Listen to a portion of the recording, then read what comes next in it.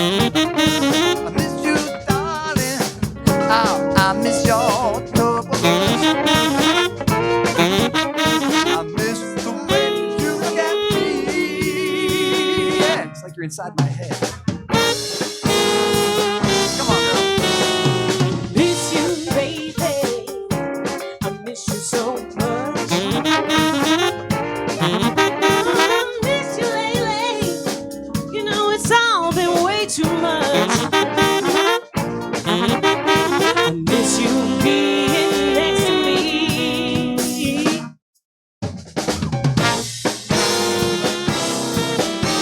Come on.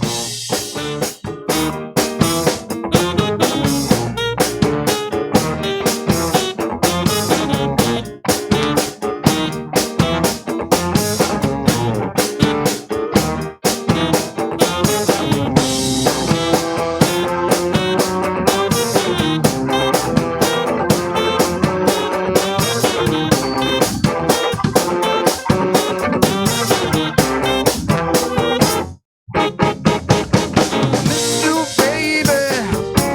I miss so much. Miss you, honey. I'm still in need of your touch. Oh, really? I miss the way you look at me. Yeah.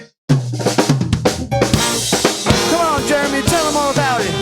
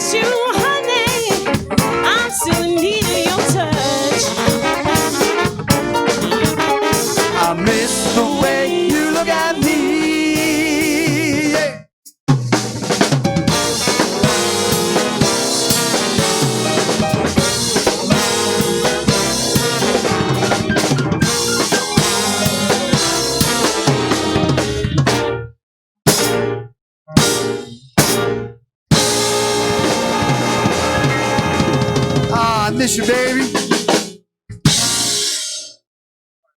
Said no one to 2020. Ooh. You ain't never lying. Hey everyone, welcome back to Red Radio. I'm here with Soul Project New Orleans.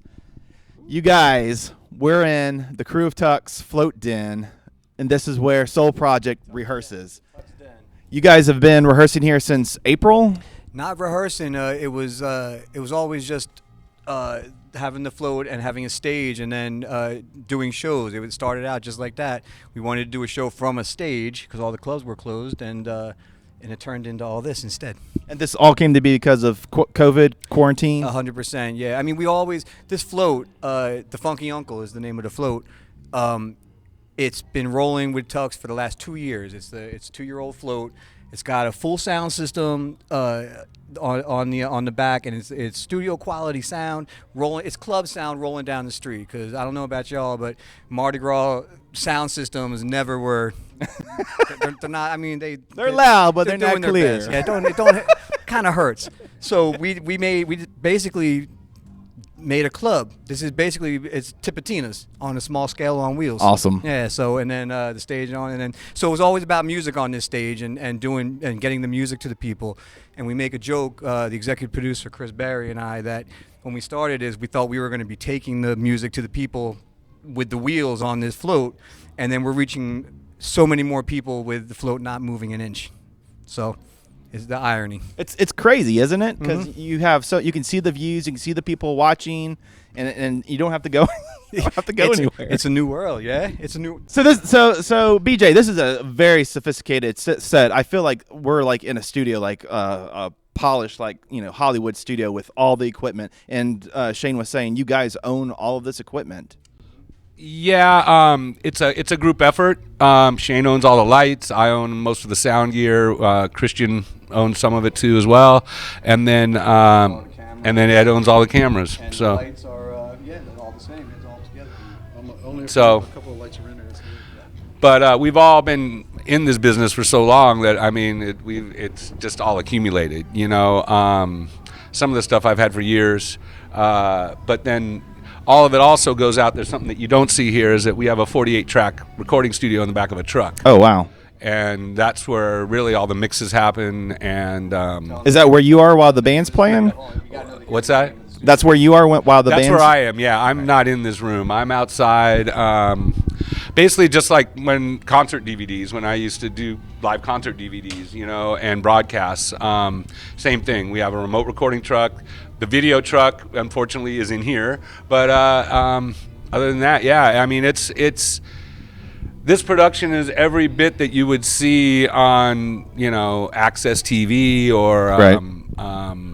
I mean, any ABC Rocks, or if you go back long enough, Wolf and Rissmiller's. Gosh, what was that? Oh, you don't even know. Midnight Special. Sorry about that. That was a bit of a brain fade on my part. Sorry. Yeah. There used to be a show called Wolf and Rissmiller's Midnight Special, and it was a live concert show every Friday night at midnight. Really? Yeah. Nice. Back in the 80s, and then it got replaced by a show on on ABC called ABC Rocks, and it's just like that. This was modeled after. It's modeled after Soul Train. Right, and mine was what was the one? Bandstand. Not American Bandstand, all that stuff. I love that stuff. I always have. Even watching old tapes of it now is like I love watching that stuff, man, because it's them doing it like old school. So it was completely modeled after that to have a show like that, and then having these professionals sign on that have been doing it for Shane, how long you been doing it? Well, I've been working in feature film since 2008, thanks to Katrina. I was an automated controls engineer for NASA and some private companies, but I changed my career thanks to that storm, and I got involved in film and doing music videos. And I also do electrical contractor for a bunch of food festivals like Bayou Boogaloo and Mac and Cheese Fest, Gumbo Fest, those sorts of festivals. And I've done a lot of music videos, as BJ has too. What music videos have you guys worked on? The last one that I worked on was Paul McCartney's last video. I was his. That was coming. I did. So This is Red Radio, everybody.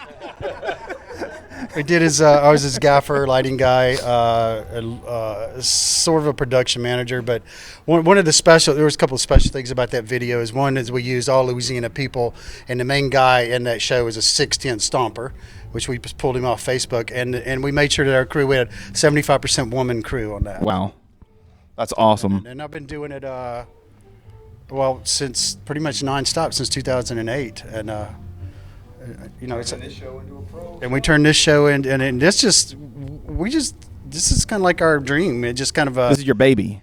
it's more like we had a nightmare, and it materialized. Well, you said it all happened like in the span of 3 days. Like you met like on a Wednesday and you were broadcasting on a Friday. Pretty much, yeah. Go back and watch that show. Right. There were two of us that we were already looking to do something like this, and it was me and one of the producers that's not here, Ed, and we couldn't find anybody. We put a little thing on Facebook.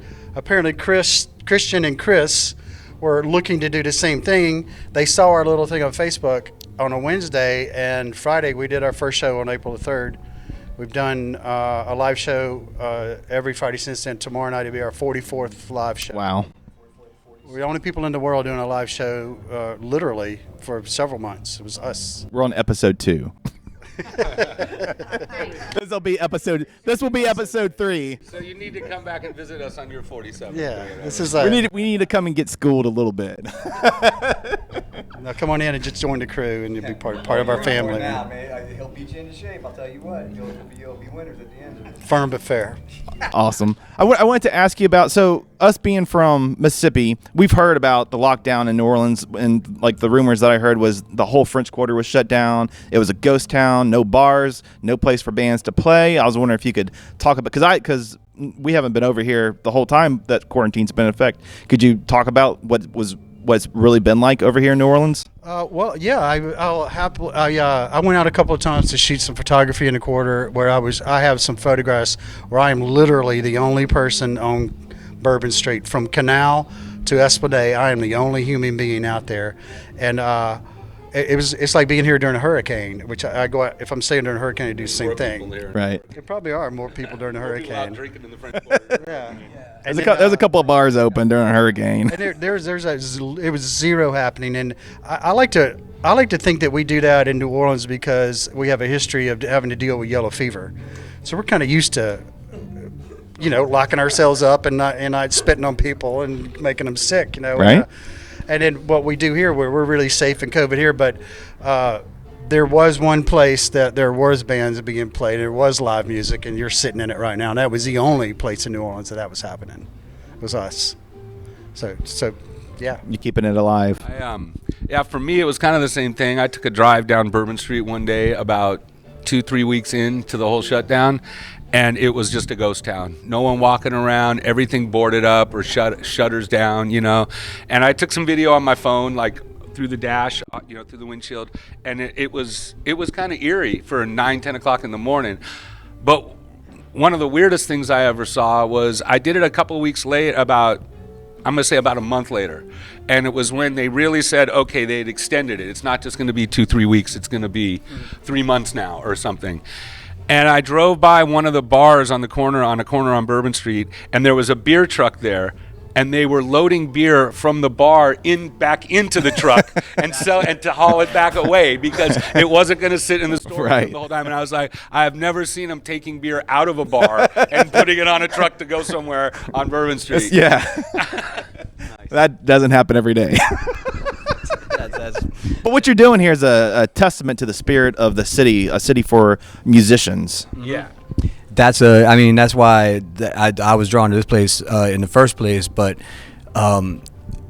speaking from a working musician, that I was doing 3-4 gigs a week, that for the last 10 since Katrina. And it's funny that when you were saying about Katrina, Frenchman Street, before and after Katrina, that's when Frenchman Street started, and it was we were right there in it. Nobody was there. There was we were getting 5-10 people in a club at a time, and because of the storm and because it knocked out a lot of the power everywhere else, they still had power there, which meant all the best musicians were coming to Frenchman because they want to play. So all of a sudden, the talent level just and everybody was stuck at home too, so the talent level just picked up.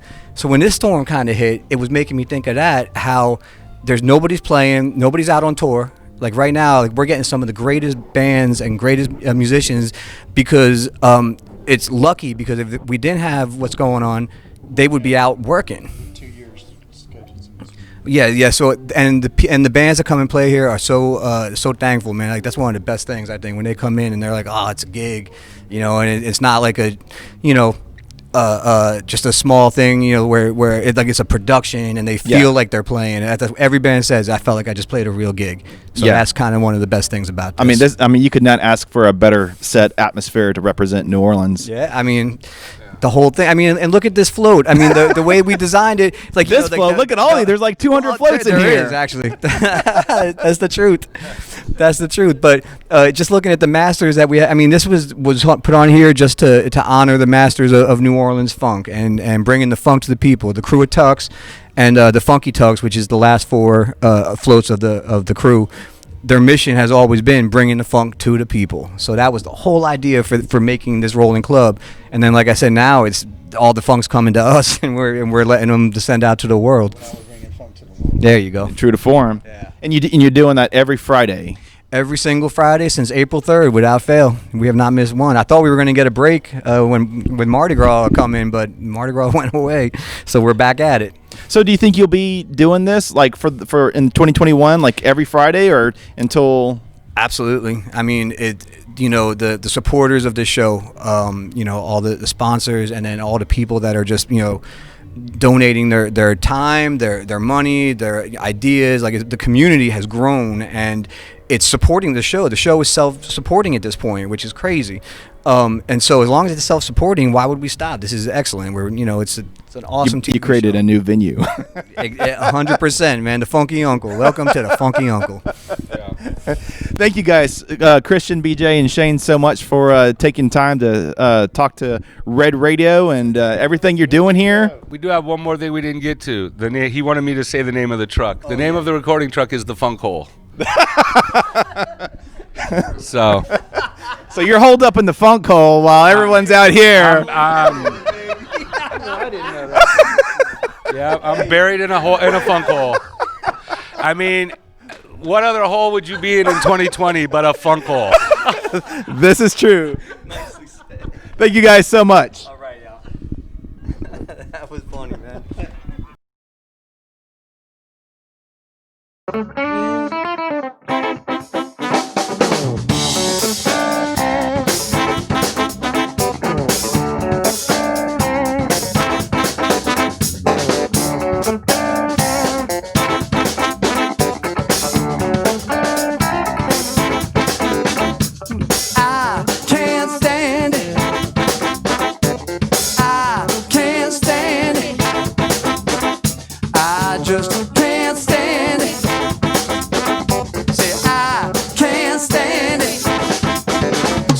Touch me, I can't get enough, can't stand it. So when you touch me, I can't get enough, no, can't stand it. Oh, good God, I can't stand it. I say I can't stand it. I just can't stand it. I say I can't stand it. Take it to the bridge.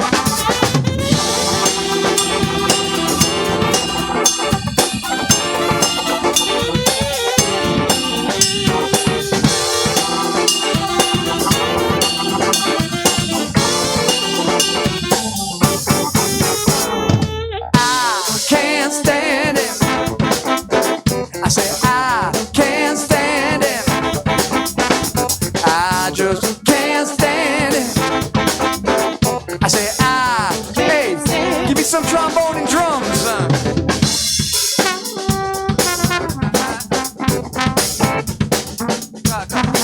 Trombone and drums, I said. Yeah.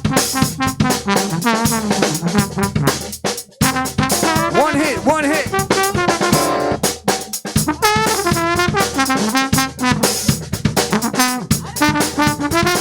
One hit.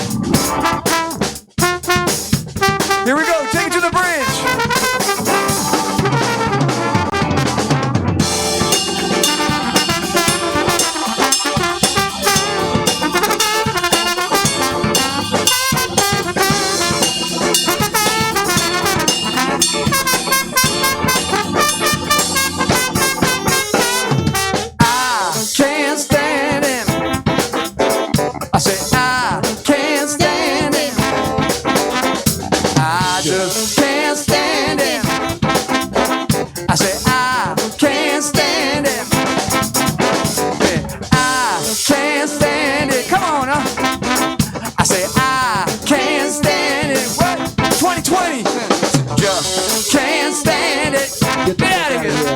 Yeah. Take it to the bridge one more time. Come on.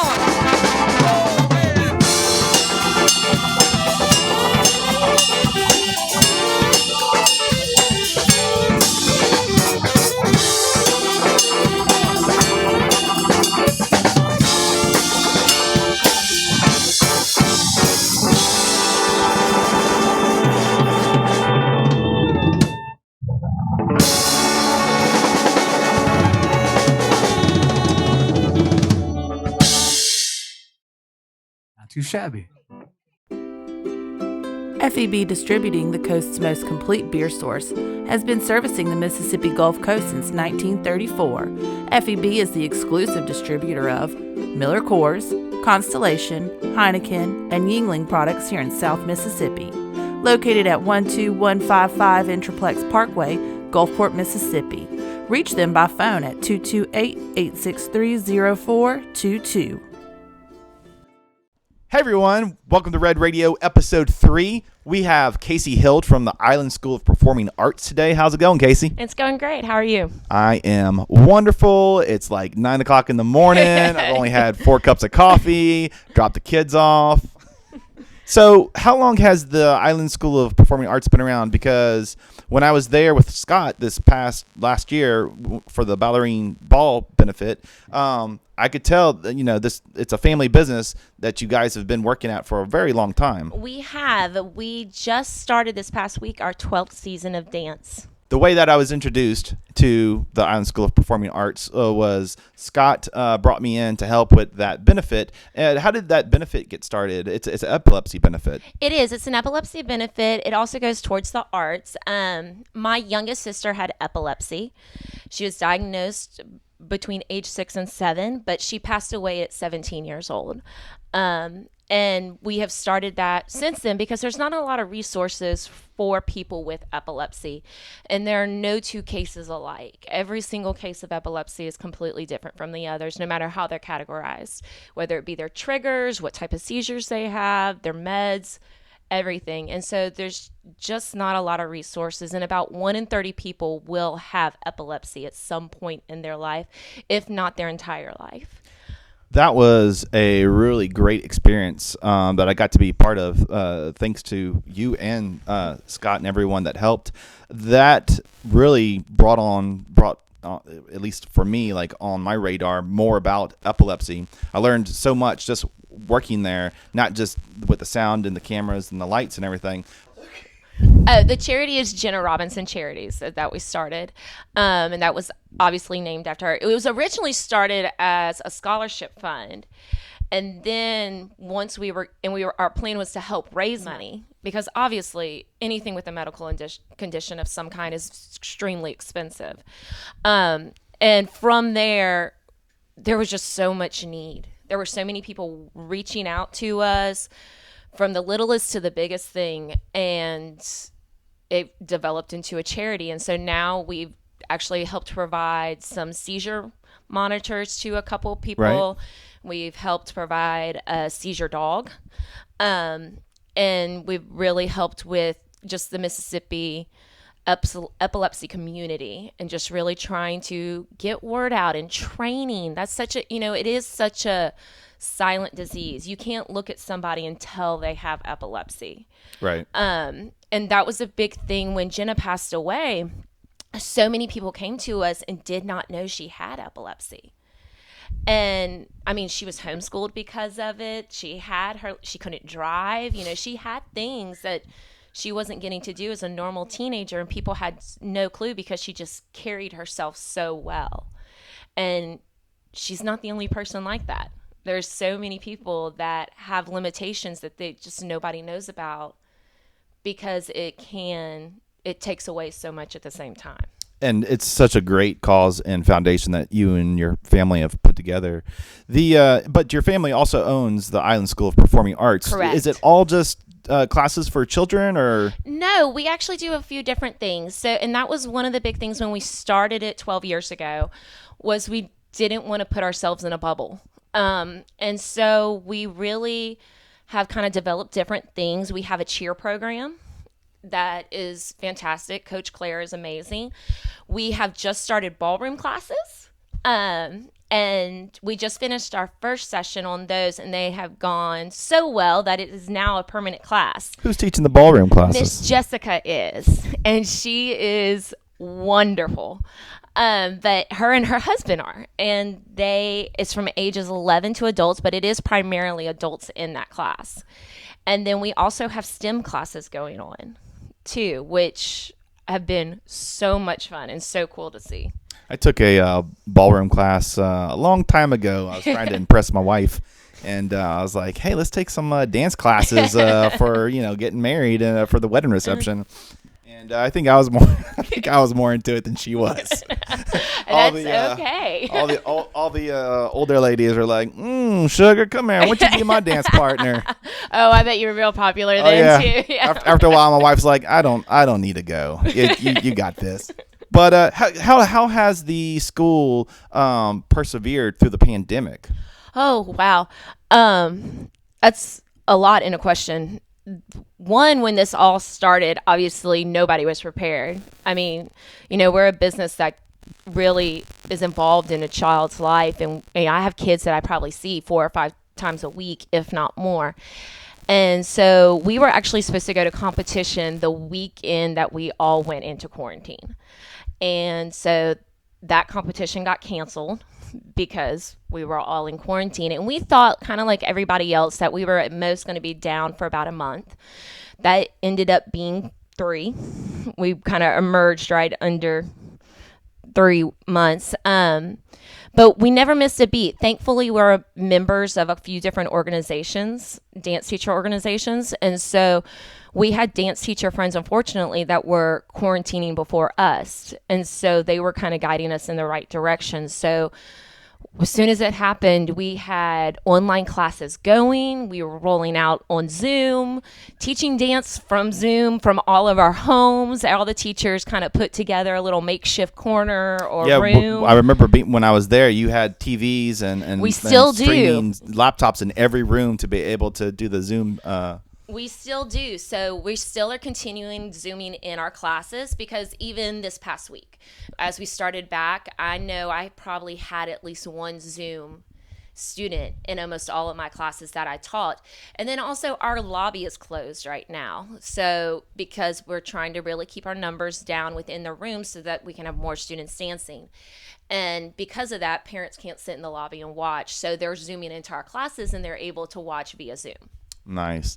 So I wanted to ask you about the world of dance competition. Ooh. When we see these movies and they're having these big dance off and there's a lot of drama and there's like a rival team and, they're pulling pranks. Mm-hmm. Is that the reality of the dance world competition? That is very much the movie. I mean, they do the pyramid and they jump off and they're doing backflips and there's lots of competition drama. And there's like smoke and extreme lights and all that. No, that is very much the movies.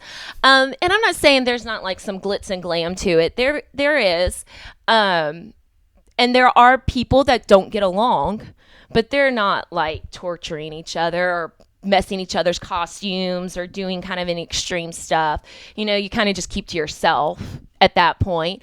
There are companies that bring in their own lighted, lit backdrop and stuff like that, but they'll just be like, so what color do you want behind you? Purple? Blue? That kind of thing. But there's no fog machines or any of that kind of crazy stuff. I mean, it still very much is something for the kids. And so, there's no master performers or anything like that. They're doing their own stuff besides of what we're going to. So it's the movies. It is. It's purely the movies.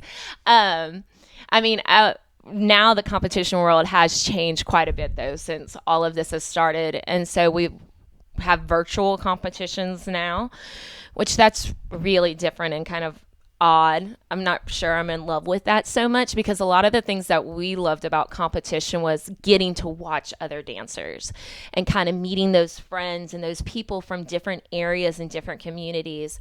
I've had students that have made friends at competition, and then when they go to nationals in the summer, they're hanging out with those dancers they met at the regional competition.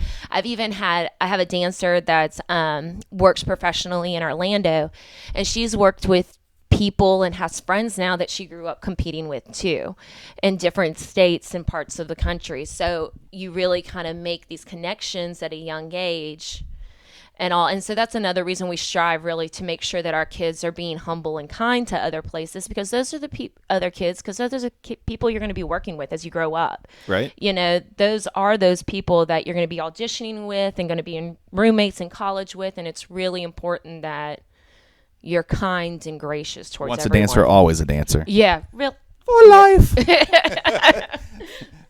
I was doing pliés. Plie with my daughter the other day, and I think my son picked it up a little bit better than her, pointing the toes and bending the knees. Yep. Yeah, I like it. It's like a nice little workout. It is. It keeps your body going. There's a lot of professional athletes that dance, and the reason why is because of the benefits of the health and the muscle movement for your joints and muscles. It's really, really big. What's in store for the Island School of Performing Arts this year? Where do you see the future of this? You know, I feel like so much in the world is so much up in the air kind of thing. I do know no matter what, we're going to be dancing. I mean, we have survived quite a bit already, and we know we can easily go back to that. So no matter what, we will be dancing. There will be joy, there will be love, and that connection with kids that they so much need, it'll be there no matter what. Casey, for any parents interested in the classes that you offer, where's a good place for them to check you out, to look you up? Our website, it's www.islandperformingarts.com. It is fantastic. We have a Facebook page and an Instagram account that we're pretty regular with, and we will message you back always. And then also anybody's always welcome to just come and get a tour and check us out. We're happy to show you what we love to do.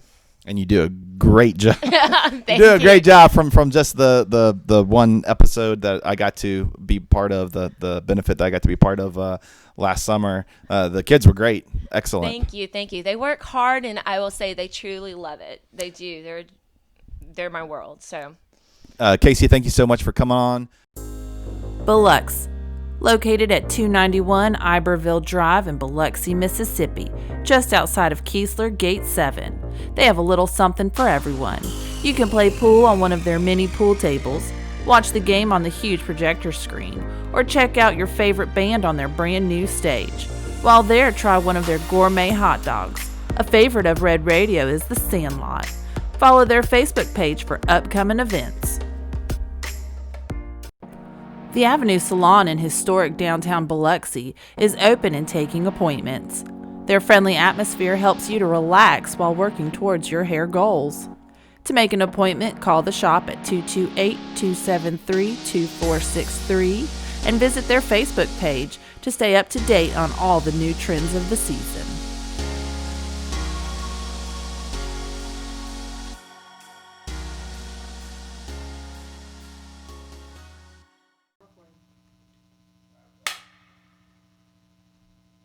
Good afternoon. My name is Carteret Banks. Came here onto the Red Radio Show from Knoxville, Tennessee to play you guys some music. And I'll be playing a few tunes from my recently released album called Take Two, which came out January 1st of this year. First tune I'm going to play for you guys this afternoon is Woman, and it's the first one off the record as well.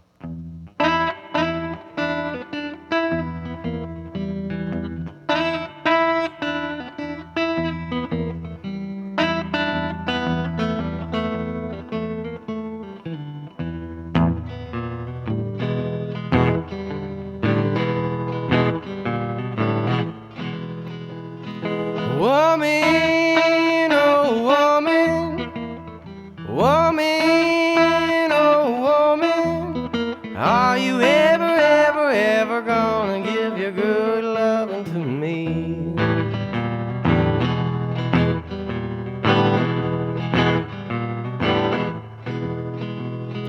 Love me, oh love me, love me, oh love me, and you'll never, ever have to worry about being in need. She said, why is that? I said, You have comfortable clothes, a reliable car, some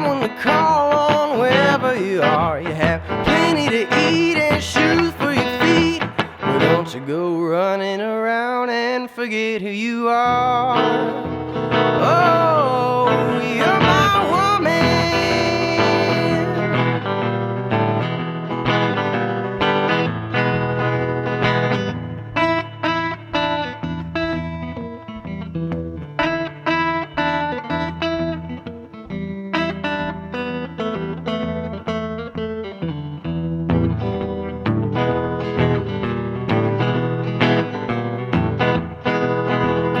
Help me, Lord, help me. Help me, oh, help me. Lord, I need about everything a man can need.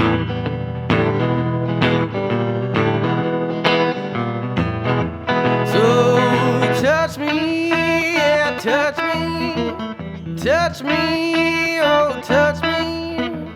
Would it kill you to give me just one good chance?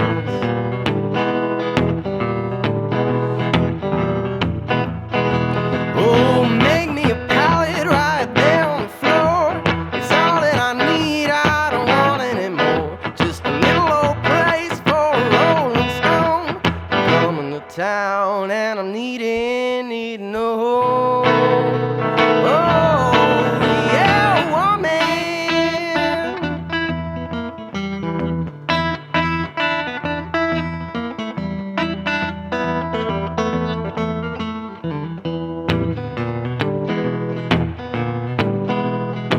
What else? Nothing, oh nothing. Nothing, oh nothing is all that seems to be left for you and me.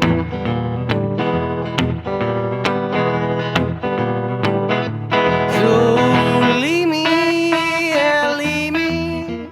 Leave me, oh leave me. It's been a long time coming and I never felt such peace.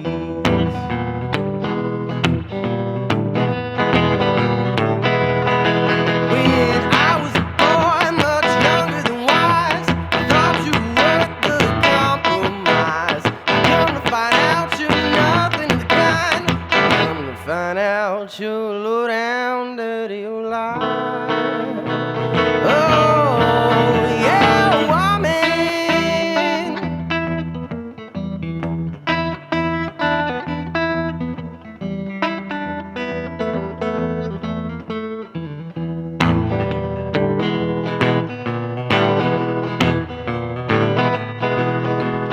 Woman, oh woman, woman, oh woman, are you ever gonna give your good loving to me?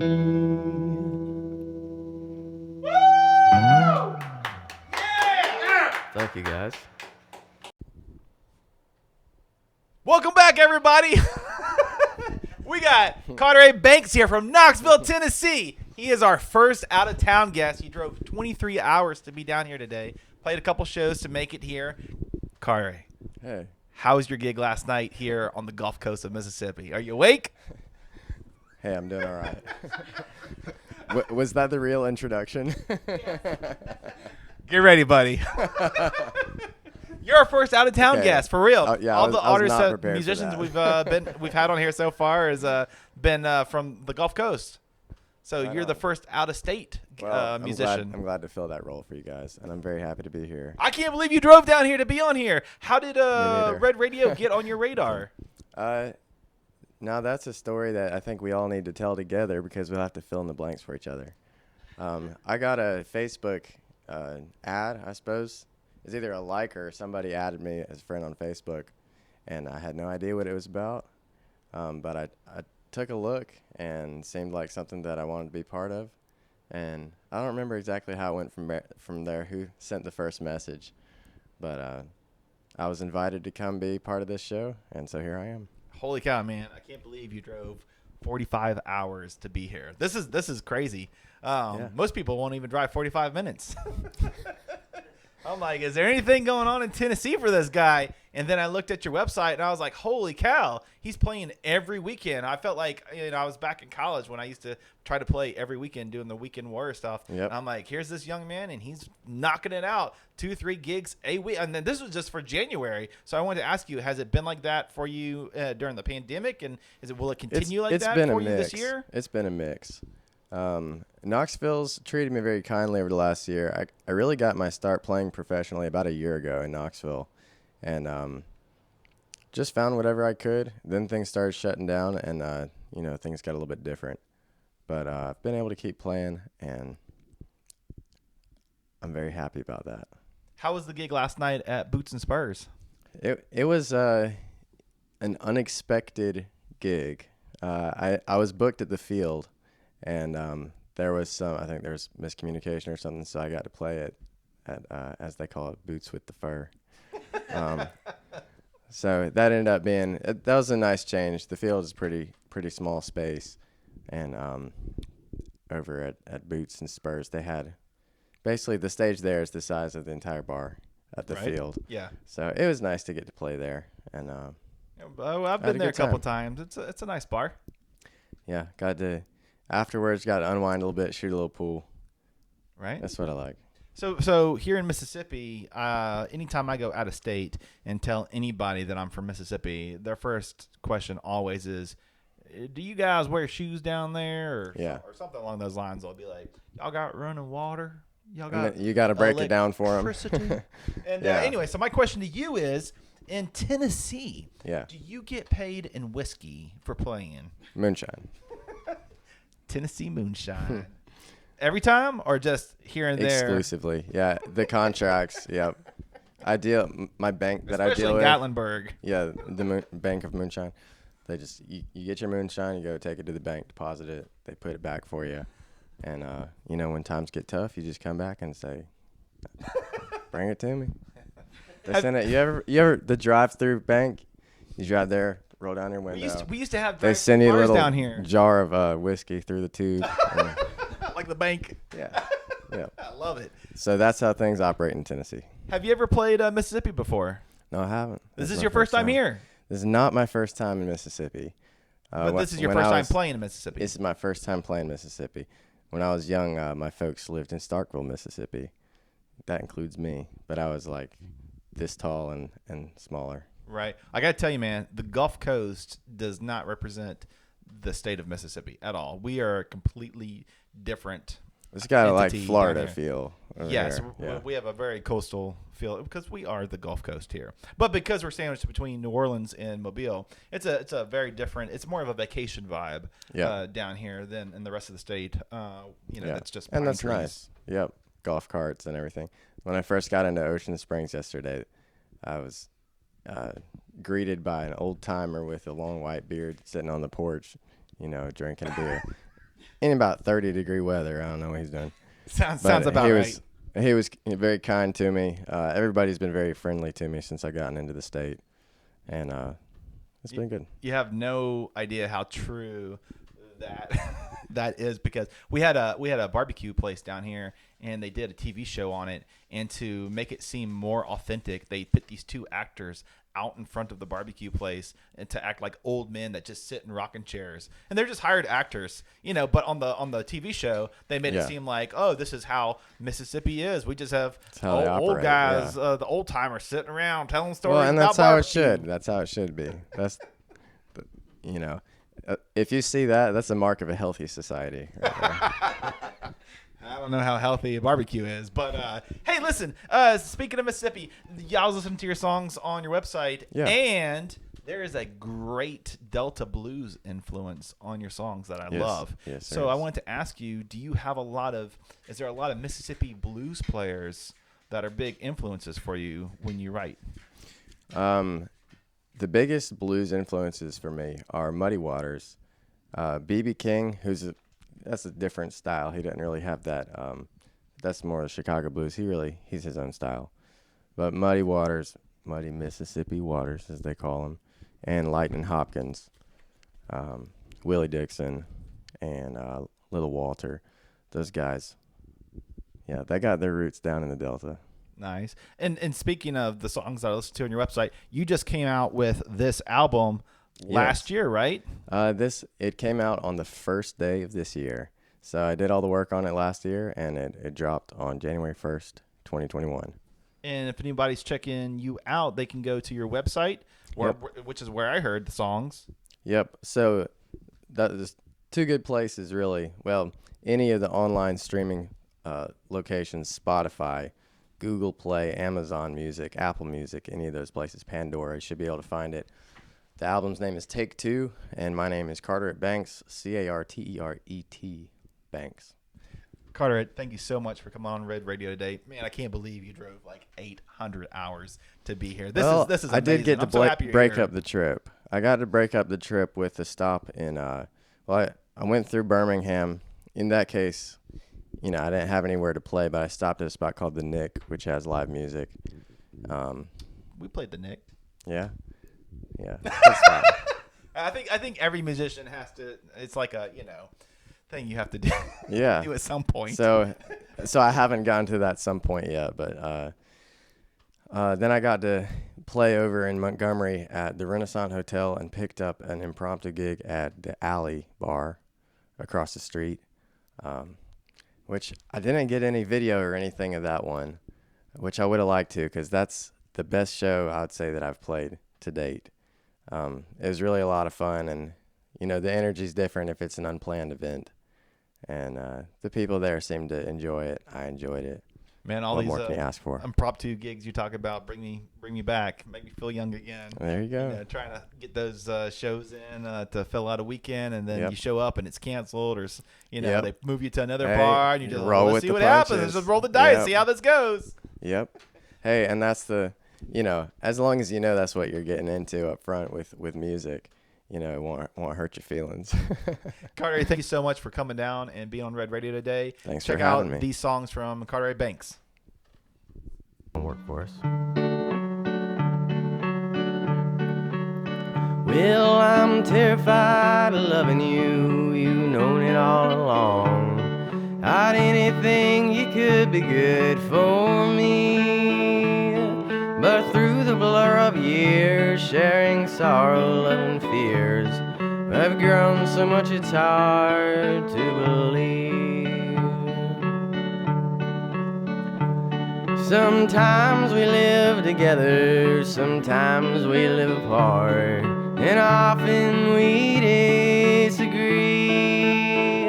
But wherever I roam, your heart is still my home, and I know I'll be home eventually. So keep your head up high when the bottle's calling.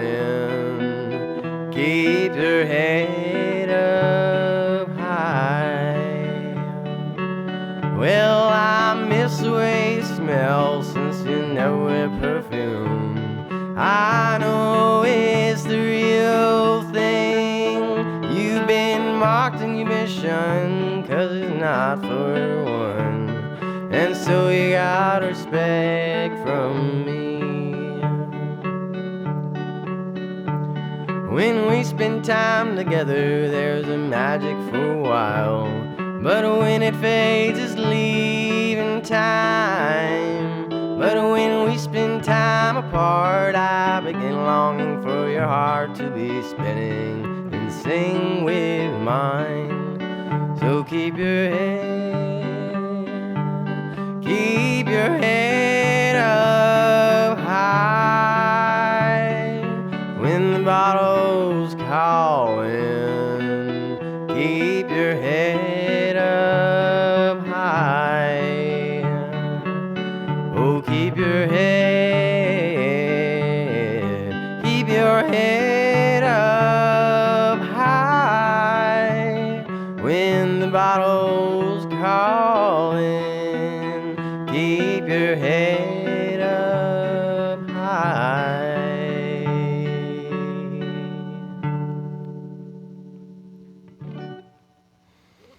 That's Heartwheel for you.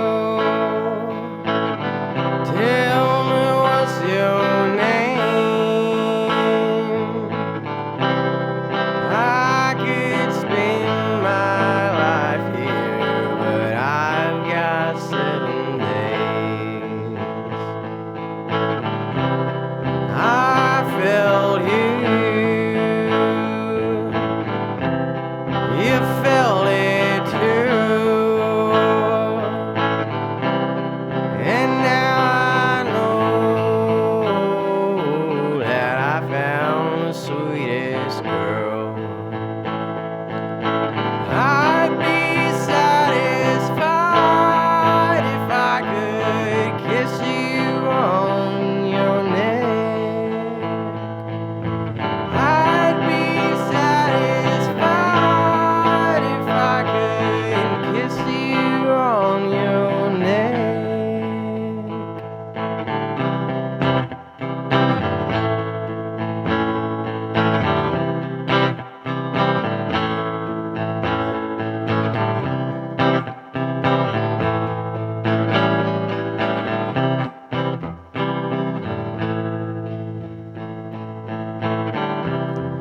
Cloudless night, turn down the light. There's nothing else now, just stars and perfect sky. Well, I missed the chance, overlapping waves to keep you warm and to hold you in the night. I'd be satisfied if I could kiss you on your neck. I'd be satisfied if I could kiss you on your neck. Never said goodbye, so won't you kiss me on my neck?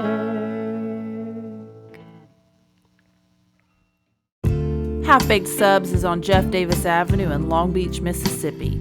Erin and her crew have many tasty lunch and dinner options to choose from. They create homemade soup specials. They can also have most menu options turned into a vegetarian dish. They deliver through Tiki and Waiter, or you can call your order in and pick it up at their drive-up window. Just call 228-867-7116. Howdy, we got David Delk, Gulf Coast Director Extraordinaire here today. How's it going, David? The extraordinaire. I'm doing great, Mitchell. Thanks for the invite. It's been a minute since I've seen you. I know. I've gotten fat. You probably didn't even recognize me, and I've enjoyed every moment of COVID weight. Cheesecake at midnight. Who cares? Just do it. You might be the only one. You think so? I don't know. You look a little, I'm being nice here. We all look really healthy these days. No, I'm just kidding. Yeah, the last time I saw you, there was a song and dance performance. It was your sister's birthday. It was probably one of the best times I've ever had being a DJ. I mean, you guys just went all out. I mean, the performance was the way that you rehearsed. It was very, very, very focused. It was, I want to say it was spur of the moment, but we did rehearse it.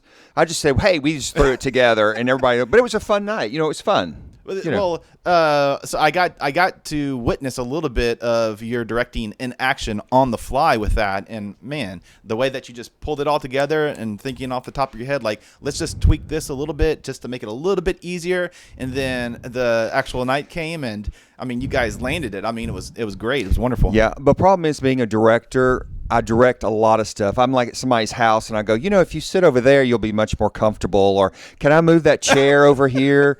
When I got here at this space, I was moving things around the room, and you had to tell me to stop. No, I enjoy doing that, and ultimately, I love making people happy and just smiling and having a good time. I think it's very important. I'm sure your sister has not forgotten or will never forget that. Never will forget that, and I don't let her forget that. So you work with several theaters on the Gulf Coast. Walter Anderson, Center Stage. Yes. I believe that all theaters together are, under one umbrella. We all have our spaces and our people, but like this morning I had Biloxi Theater call me for a prop. So I called the prop that she wanted. I lent to Gulfport High School theater department. So I got them together. So I love to help other theaters. I think the arts are so important. The coast is got so much great art on the coast, and I think it's important that people experience and enjoy it. And most of it's pretty good. I mean, let me tell you, there's some bad art out there. But I mean, who am I to say? You know. Well, let me ask you that. Sure. No, I can't. You've been name directing names. plays for a while, so I imagine Yes. you've probably directed a great number of plays. But you all were also telling me that you've performed in a great number of plays as well. Yeah, I think I see myself as a performer who directs. So, like, I was in Hairspray a few years ago at Center Stage. I did Oklahoma many times as Curly, and I was at Center Stage's production of Oklahoma a couple years ago. And I love performing. I love character actors. Characters on stage. I love acting those. It's just so much fun to be that crazy person on stage, and then off stage I'm my normal self. My everyday boring self. Me. How has the theaters persevered during the pandemic in the last year? Well, let me tell you, I was right in the middle of directing Guys and Dolls for Walter Anderson Theater Project. We had just finished blocking Act 1, choreography, the costumes were being made, and Guys and Dolls is a great show. Lots of people. I had like 45 people in the show. It was huge. And literally 5 days after our talks, like, oh my gosh, there's this virus out there. We have to be careful. Let's put a little something on our hands. We shut down the production and moved it to 2021. And that was very sad. That had never happened to me whatsoever. You know, during Katrina, I think we were doing something, and, you know, but it was so horrific during Katrina, we didn't bother not doing a show because I was at home pulling up carpet and dealing with work and family and all that. But it was really tough this year, too, to say goodbye to those people.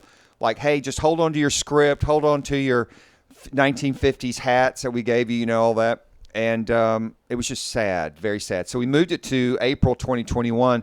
But because the virus is still there, we've decided to just cancel the whole production. And I've never done that in my life. So we'll come back in the future. Now, that was me. Center Stage, they were about to present a big show, Last of the Red Hot Lovers. And they have this beautiful set. They're known for their sets, I mean, to the detail. The sets are gorgeous. The set is still there. They were hoping to do this show in January, February. Now they've moved it later through the year. Biloxi Little Theater, good friends of mine, they are filming You're a Good Man, Charlie Brown this upcoming weekend, and they'll be presenting it later this month, streaming online. Wow. So, you know, but then you have other theaters. I have a friend, Aaron Lynn, who did dinner, kind of a musical Christmas dinner theater at some venues around the coast, and the actors wore shields, you know, and they were distant from everybody. So he did take protection because you don't want to make your audience sick. That doesn't leave a good impression, you know. Was the theme like a toxic future? Christmas future? Yes. No, but that's a good idea. I need to note to myself, toxic Christmas musical. I mean, it would just work right in with the I think shields. that's good. You know, people foaming at the mouth. Great, Mitchell. Great. Trying to eat some meatloaf and Wow. somebody's foaming right over your plate. That's great. You know, don't call us, we'll call you. That's all I got to say. So people are trying to do things, but like when all the theaters got together this past year, we made this, created this organization called the Gulf Coast Theater and Arts Association. It involved the symphony and all the theaters on the Gulf Coast. It was great. We were under one roof for this first meeting, and then we didn't do it anymore. Social distancing, and all of us agreed that, you know, we could take care of our audience. We could put, like the movie theaters right now, when you book a seat, they put 2 seats between you and the next people, so you feel safe. We can do that all day long at theaters, but what are you going to do with your cast? I mean, there's always an intimate moment. Hazmat suits. Play on words. I like shields. That. Yes, shields. They hit the shields. So it was. My thought is that you cannot keep your audience. I mean, your actors safe. And your backstage people. Right. You know, you can. Have you now? I think Charlie Brown at Biloxi Little Theater, they have these masks they're going to wear. So we're going to see what that looks like. I don't know. But like Broadway was shut down till May. Now they're going to be shut down to the fall. I think touring companies are starting first. That's what I heard. Then Broadway's coming back. I don't know. It's just sad. It is sad because, being creative, we always want. I mean, right now I feel like I'm performing. I could just burst out in song. I just really want to. Right. But you're not going to let me, are you? Please do. Yeah, right. Being a creative force, it kills the spirit. Not being able to be productive on a constant level. Yeah, exactly. And on my brain too, like when I was doing Guys and Dolls, I was coming up thinking, in the spring I will be doing something for Center Stage, a little show that I wrote. Oh, what about that murder mystery I had in mind? Let me go work with that with Alexis Theater. I sing with the Gulf Coast Big Band, along with Karen Abernathy, Jonathan Brannon, and Chet Landry.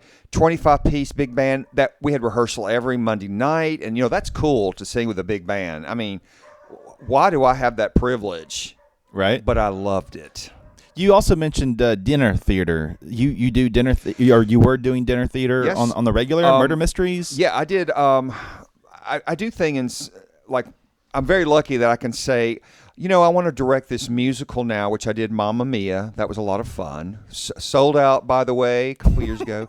And then I said, I got a little bored with that. After that was finished, I did some murder mysteries for Alexis Theater at some venues, and they were a lot of fun. I brought all my best friends in, and we were just crazy. People loved them.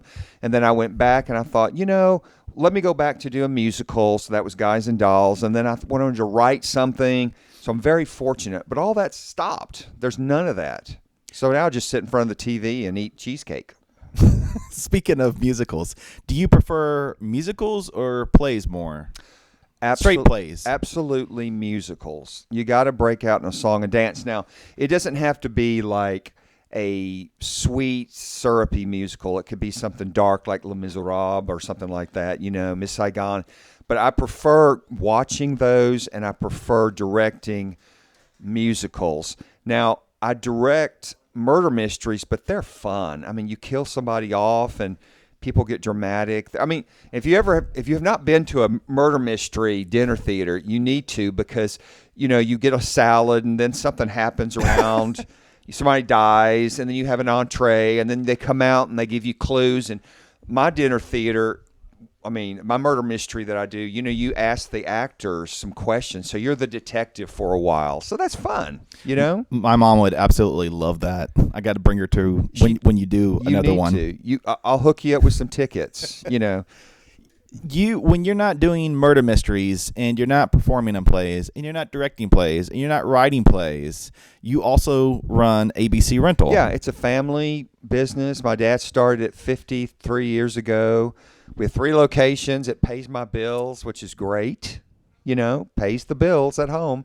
Dad is 91 and a half years old, and he still comes to work every 3 days a week. It's great. But yeah, ABC Rentals, it's really good. It's good. David, thank you so much for coming on Red Radio today. Where can people check you out? They can check me out. Actually, daviddelk.com. Don't judge me, but I have a little website, daviddelk.com, or Facebook. I friend almost everybody, almost. And I like to put on things that's coming on. I share stuff.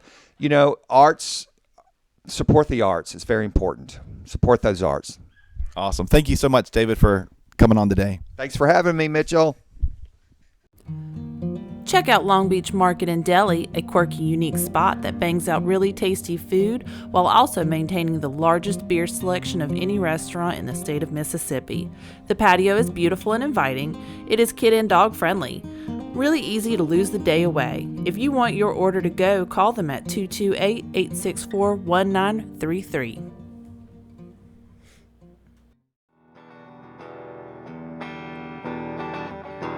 It means a lot to me what you've done.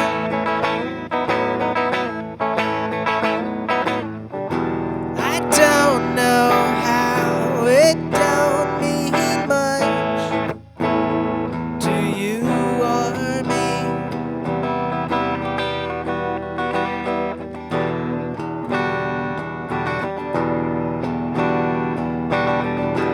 It means a lot to me. This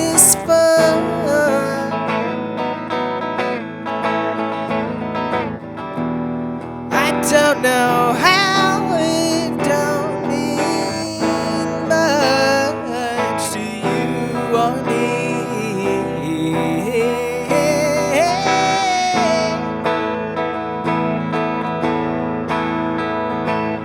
I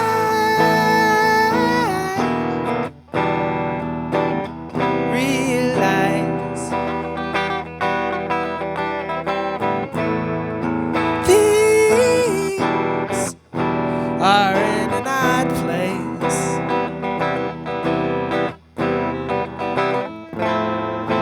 Right to me.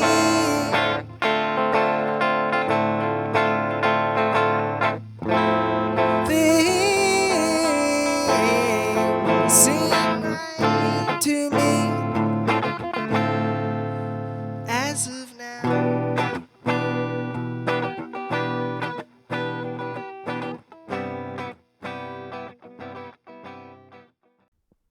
Hey, everybody. Thanks for staying with us. We have Marley Roberts here today to talk about his solo album that he's been working on. Hey, Marley, it's been a Hello. minute since I've seen you, man. Yeah, it has been a while. I normally see you at birthdays, Cece's, stuff like that, Rebecca's, yeah. Rebecca's house, Yeah. sometimes at the record store. Yep, yep. What you been up to? Well, I've just been doing recordings. I mess around, do a lot of like home recordings. I work at the shop, so I'm doing that a lot. Either I'm playing, writing, or recording, just something to do with music, and that's where I'm at. And the album that you're working on, does your dad play drums on it? He plays drums on some tracks, yeah, and then there's some tracks that I play everything on. You come from a family of musicians. So would it be fair to say that music is in your blood? I don't know about in my blood, man. But are we like blood, sweat, and tears here? Oh, totally, man. Spinning wheel. No, I mean, we're writing. We're coming from a family of Yeah. musicians. No, you own a record store. Yeah, I get it. But I mean, it's just something I've always been attached to since I was little. I've pretty much always played stuff. I've always had music going on.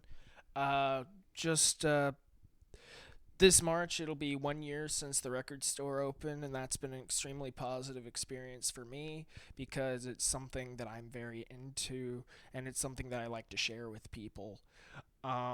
As for being in my blood or anything like that, my grandfather's a musician, my dad's a musician. What does your grandfather play? What's old Hank play? He plays guitar, and he got a keyboard for the shop a couple months back, so he's sort of plucking on that a bit too. Nice. So you guys having jams in there? Yeah. You and Gramps on Yeah. the keyboard, Dad on the drums?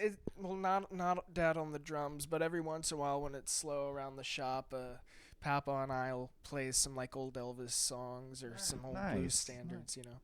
So for anyone who's tuning in now, Marley's dad, Joey Roberts, is a famous Gulf Coast drummer. He's been around the block, played with everybody, owned a couple of coffee shops, and now we're bringing us up to speed. We're with Marley's music. Yeah, it's a music store for music people. We specialize in getting people the albums that they're looking for.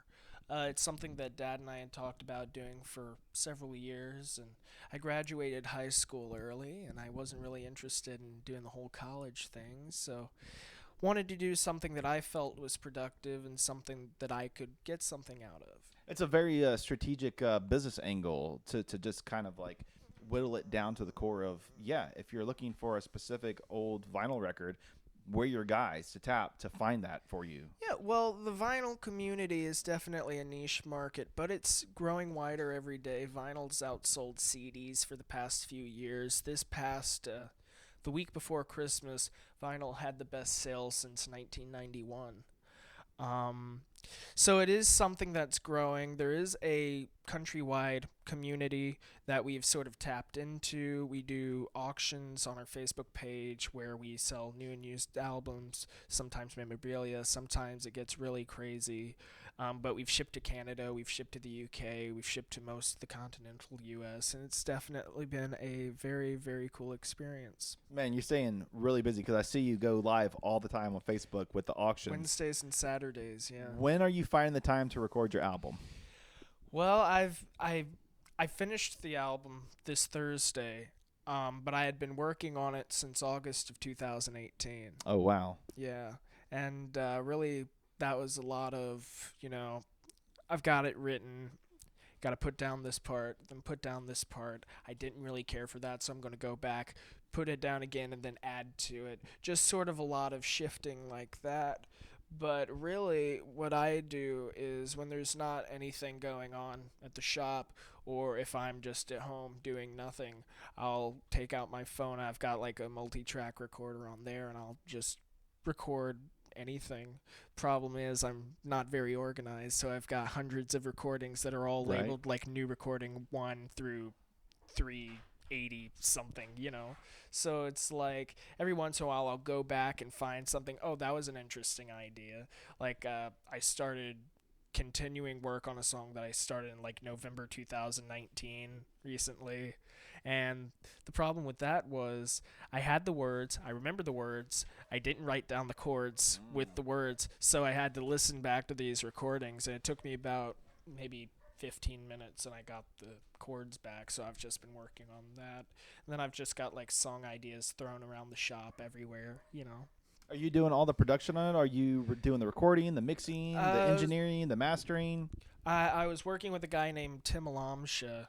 He works at Rock U2 over in Ocean Springs, and he did a lot of the production on it, but I would give input, or I'd be like, hey, can we try this? Can we try that? So I feel I did have a hand in that sort of realm, but really I was mostly getting the instruments down. When can we expect to see the album out? I'd probably say a couple months or so. Really, it's all done. I've got a CD of it right now. Right. So how many songs? It is 6 songs. But a lot of the songs are longer multi-part pieces because I listen to a lot of jazz. I listen to a lot of like progressive rock, sort of like Emerson, Lake and Palmer, Jethro Tull, Genesis, stuff like that, where they do have these sort of drawn out, elaborate multi-part pieces. And I'm really attracted to that because just the complexity of it is really intriguing. And then I'll listen to something, well, how did they do that? And then I go back and I try to break it apart. And I'm with that with most of the music that I listen to. A lot of like I tell everybody my favorite band's the Beach Boys, which comes off as a bit, oh, okay, Surfing USA, got it. But really, if you pay attention to their later work, like Pet Sounds and afterwards, the increasing complexity in the vocal arrangements or the arrangements of the instruments, there was nobody doing anything like that at the time.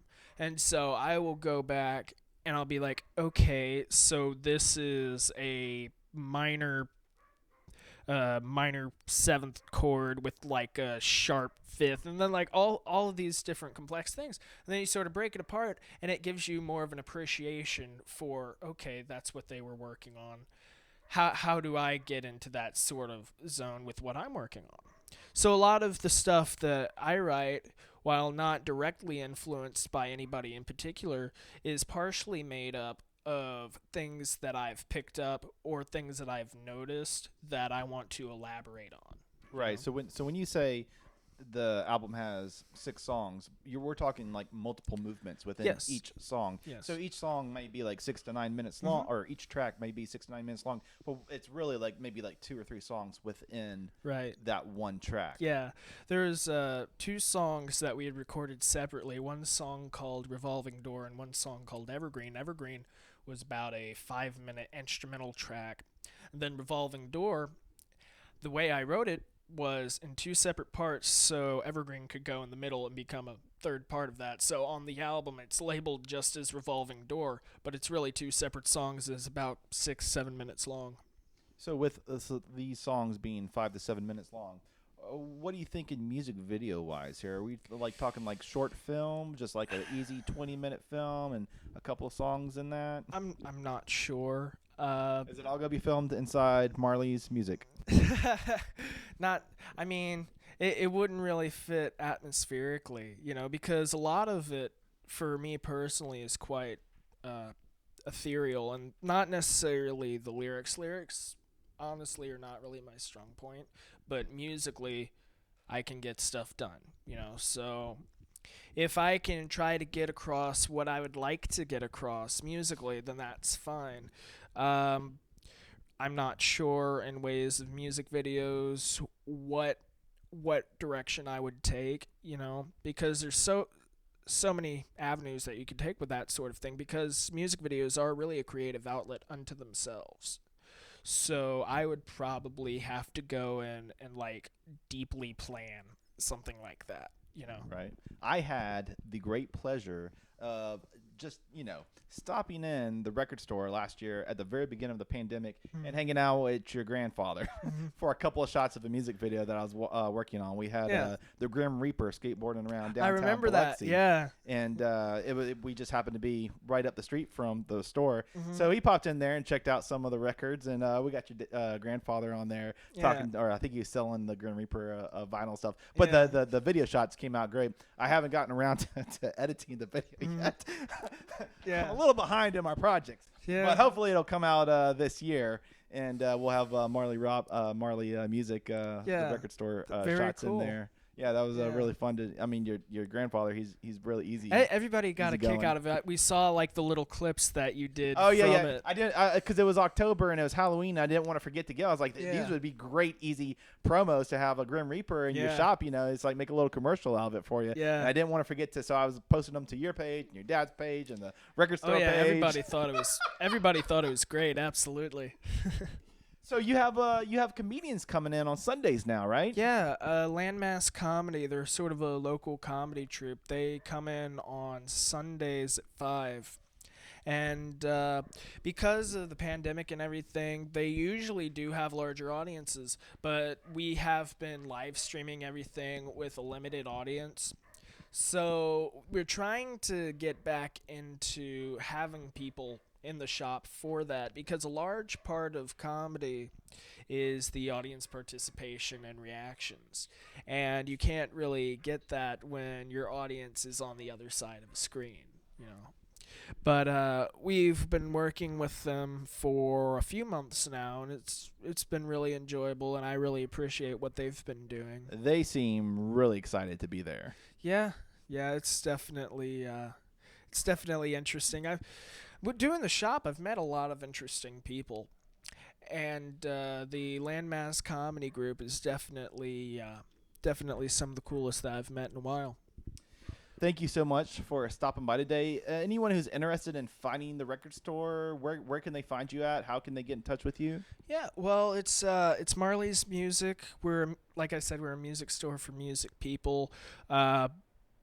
Really, we opened it because we wanted to present a record store like one that we would want to go to, because we would go to concerts and we would go to out of town, and we would always stop and look at these different record stores, and some of them would price prohibitively, where I really want that album, but I can't do that today, and that does happen at our shop. We do have some higher priced releases, but overall we do try to be affordable and reasonable for those that want, because one thing I always say, people know what they want to listen to, and we want to get them what they want to listen to, but and when your album comes out, where can people find that?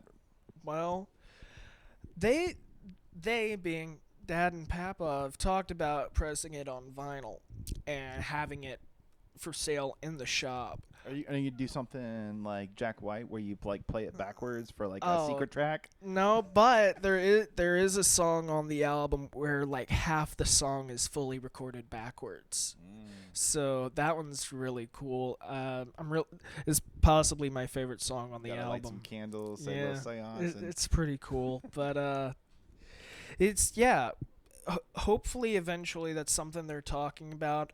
Other than that, if you message me or get in touch with me, I can try to get you a copy. I'm not really I'm not really going to be like one of those people that are like, ha, here's my album, now pay me, Which I mean, like, yes, that's cool, and I wouldn't stop you, but like that's not really my end goal with it, Do you have any gigs lined up coming up for this year, 2021? I not really. What about your dad? Actually, he might. I'm not sure. You would have to ask. Who him. knows, right? Yeah. Who knows where he is? Yeah. Well, I know where he is currently. I could call him right Sometimes, now. right? Yeah. But yeah. I've got a couple things lined up that I'm working on, a couple different projects that hopefully something will come out of them this year, which will probably include gigs. But overall, I don't have anything like officially lined up yet. Right. And your cousin Cece, she started playing drums. Yeah. So yeah. she's telling me she wants to be like Meg White. Yeah. I'm like, hey, That'd be super cool. You got the right ingredients here. Absolutely. I mean, I'm down with some fuzz guitar. Yeah. She's been doing a lot of really great art recently. She's been sending me she did block prints of Grateful Dead Dancing Bears that are fantastic. And I'm always really supportive of all of that, So excited to have you here today, man. Thank you.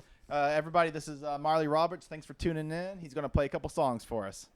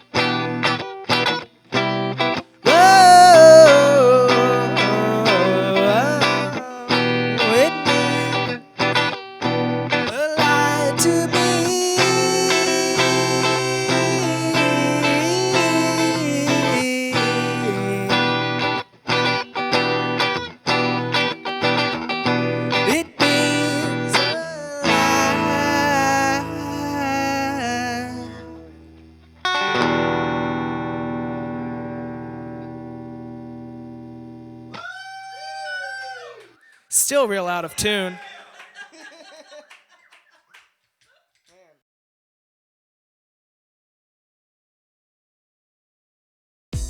Brushes Salon is a one-stop shop for all your beauty needs. Have Linda or Candy help you relax with a manicure or choose from one of their many pedicure options. All of the Brushes stylists stay up to date on all the new trending color and cut techniques through continued education. Brushes can also help you with your big event, fully trained in makeup applications, updos, and extension installations. Before you leave, book your next massage appointment with Josh. You can find Brushes at 15007 Creosote Road in Gulfport, Mississippi. To book your next appointment, call 228-343-7433. Gulf Island Credit, providing auto, personal, and vacation loans since 1991. Located at 1115 Pass Road in Gulfport, Mississippi. Call 228-863-2046 or online at www.gulfislandcredit.com. Tell them Red Radio sent you. Rejuvenation Station is in beautiful downtown Biloxi at 824 Howard Avenue. They offer many services to fit your wellness needs, including vitamin injections, chakra therapy, hot stone massage, and relax in one of their yoga classes. While there, shop in their gift shop for all your CBD needs, healing stones, and much more. Visit their Facebook page to book your next appointment.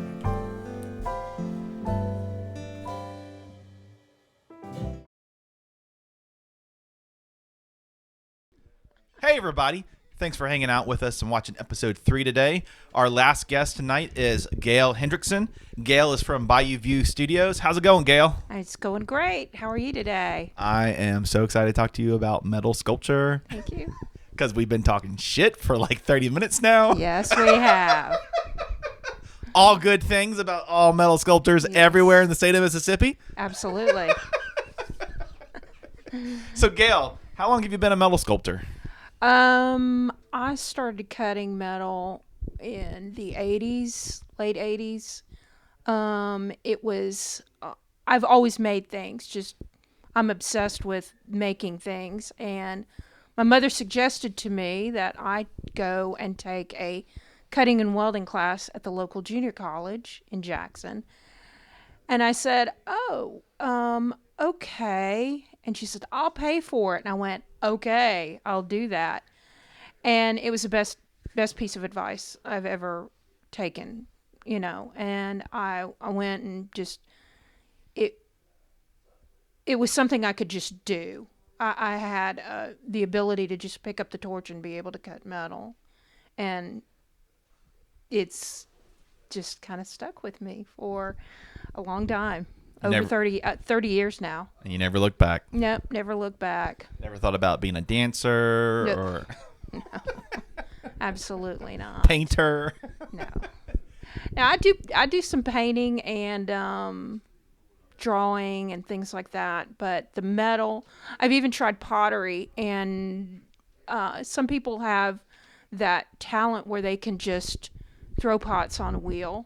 Right. And it's a thing, and I've tried and tried and tried, and I cannot do it. And I have the metal cutting gene, I guess, that I just could do it, So.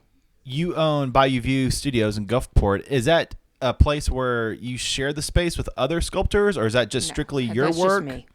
And I was looking at your website, and I was like, is it a regular place where you have business hours where people can come and shop, or because I saw that you sell jewelry and do all kinds of things, etching glass, and it is not a shop per se. The studio is my house and my backyard, and if you want to come see what I do, you need to make an appointment. Pretty much.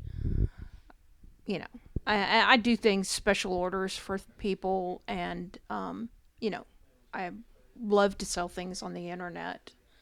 When I was reading your bio, I read that Hurricane Katrina was a catalyst for you to get into, I guess, high gear production. I was wondering, when I read that, did it mean you were one of the sculptors that did debris pieces, were gathering all the debris from Katrina that washed up on the shore, and then tried to rework art? Because I know, like, if you go to downtown Biloxi, you can see some of that stuff. Did you do anything like that, or what was that catalyst from Katrina you meant?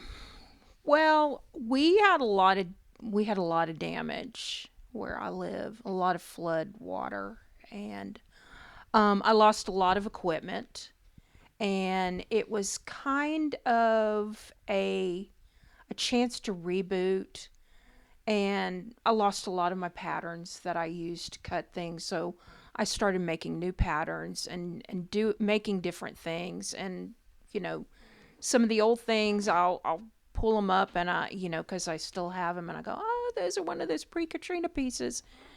After Katrina, I did more repair of things.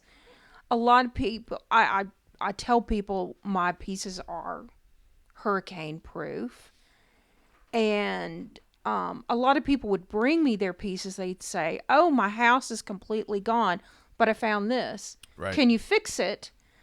And a lot of things, yeah, I fixed them, but a lot of them I suggested to people. I said, well, here is a thought.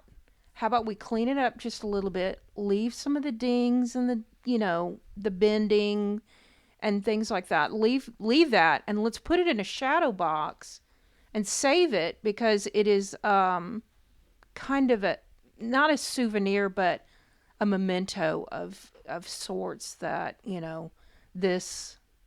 this is what Katrina was. Right. This is something that actually survived the storm. And, Katrina was a thing. Katrina was a bitch. Yeah. And things just changed after that. Things were very, very different. I'm not sure how, it's hard to articulate how things really changed. But it was just, you could lose everything just like that, and just made things more precious, valuable, because they could just be gone in an instant, What projects are you working on currently? I am working on a big boat project. It is a schooner modeled after the schooners from the turn of the 19th century. The schooners that they built, there was a big hurricane back then, and so, like Katrina, they had to rebuild everything, and they built these boats that have a shallow hull and these gigantic sails, so they could sail. The sound is very shallow, and so they could sail them in there, and so this is a gigantic metal schooner, and it is very, very, very close to being finished. Is this for the Maritime Museum, or? No, it is going to be outside of the aquarium in downtown Gulfport. Oh, wow. And a lot of, like I told you before about my pieces being hurricane proof, one of the things that I designed into this piece was there are two masts, and they have these billowing sails on them made out of steel, and all the sails had to be recut because they were cut out of a thick gauge steel, and they just didn't have that billowy look to them. But when a storm is going to come, the masts are made to actually fold down, so the entire sculpture will fold. The overall height of it is about 12 feet tall. And once it's folded down, it is about 7 feet tall. And one of the sails that is on the main mast, it's called a stay sail. It is designed to act as a foil for the rest of the sail. So when everything is folded down, the wind will hit that one sail that's kind of rounded like this and make take the wind around it. So it's really cool, that it does that. And what kind of metal are you using for, like, the framework of it? It's just steel, like your car's made out of. It's okay. Mild steel. Lots of pipes, lots of flat sheet, lots of rods, and it is, we folded it down. We had all the sails assembled and made sure the mechanisms would fold up and down. And then Hurricane Zeta came. And Hurricane Zeta came in the middle of the night, and I kept looking outside. It was the wind was as bad as Katrina, if not worse. And so I kept shining a flashlight out there trying to see, is everything holding on? As soon as the winds died down, we walked out there and it had not moved, and which was a really good test to the, how everything fits together. So right now, there's some finishing touches that still need to be worked on, and then it's gonna be out there by the aquarium. That's pretty exciting. When I was checking out your website, I saw that the aluminum crabs that looked like a big seller. They're not aluminum; those are steel. The steel crabs. Mm-hmm. What is the best way for people to get in touch if they're interested in a steel crab? You can message me on Facebook, or you can email me through my website, and we will make you a custom crab. I've got lots cut out right now that have just I'll cut them out of scraps just kind of to warm up, and so I end up with a whole lot of them just sitting aside, and they just need to be finished. You just tell me what kind of colors you want, what kind of designs, and I will get you crab. Great. I want a couple of crabs. I love crabs. I can give you the crabs. I've had so many crabs in my life. Yeah. Gail, thank you so much for coming on and talking about your metal sculptor today. It was wonderful to be here. Thank you for the opportunity. Thank you, everybody, for tuning in for Red Radio episode 3 today. Check us out next month. 2, 3.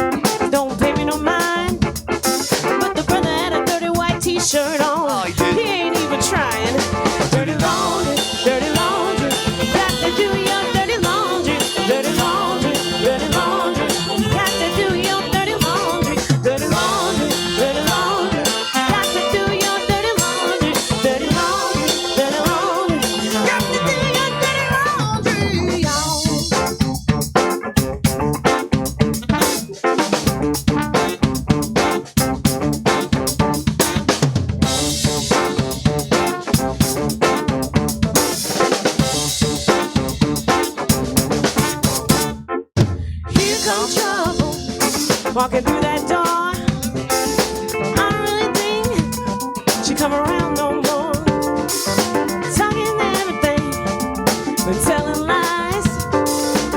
I don't even know this girl, but she also ain't true.